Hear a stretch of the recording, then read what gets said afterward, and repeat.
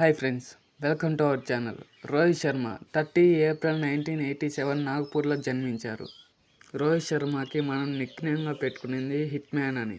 Rohit Sharma Indian టీంకి ఓపెనర్గా ఆడుతున్నాడు. రోహిత్ శర్మ మన ఇండియన్ టీంలో గొప్ప పవర్ హిట్టర్. రోహిత్ శర్మకి కొన్ని అరుదైన రికార్డ్స్ ఉన్నాయి. ఓడిఐ హిస్టరీలో 3 డబుల్ సెంచరీ చేసిన ఏకైక ప్లేయర్. ఓడిఐ హిస్టరీలో హైయెస్ట్ ఇండివిజువల్ స్కోర్ చేసింది కూడా రోహిత్ శర్మనే. 264 కొట్టాడు శ్రీలంక మీద 2014లో. ఇంకా విరాట్ కోహ్లీ తర్వాత ఇండియన్ క్రికెట్కి కెప్టెన్గా వ్యవహరిస్తున్నాడు. 2018లో ఏషియా కప్, 2023లో ఏషియన్ కప్, ఛాంపియన్ ట్రోఫీ అందించాడు ఇండియాకి.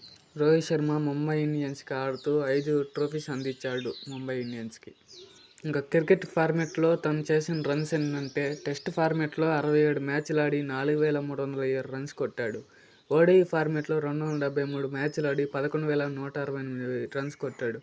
టీ20 ఫార్మాట్లో 159 మ్యాచ్లు ఆడి 4,231 రన్స్ చేశాడు.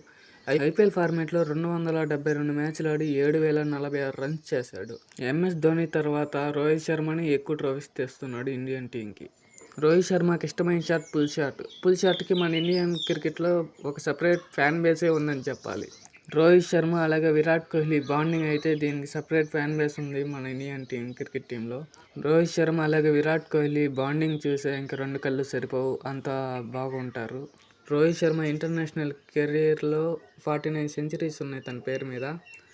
ఓడిఐ ఫార్మాట్లో 32 సెంచరీస్ ఉన్నాయి. టెస్ట్ ఫార్మాట్లో 12 సెంచరీస్ ఉన్నాయి. టీ20 ఫార్మాట్లో 5 సెంచరీస్ ఉన్నాయి. టెస్ట్ క్రికెట్కి రోహిత్ శర్మ రిటైర్మెంట్ ఇచ్చేశాడు. అది ఏమైందో ఏమో తెలియదు కానీ రోహిత్ శర్మ ఇచ్చిన వెంటనే విరాట్ కోహ్లీ కూడా తన రిటైర్మెంట్ ప్రకటించాడు. అలాగే టీ20లో ఆల్రెడీ విరాట్ కోహ్లీ రిటైర్మెంట్ ప్రకటించిన విషయం తెలిసిందే. వీడియో నచ్చితే లైక్ చేయండి, అలాగే సబ్స్క్రైబ్ చేయండి గైస్.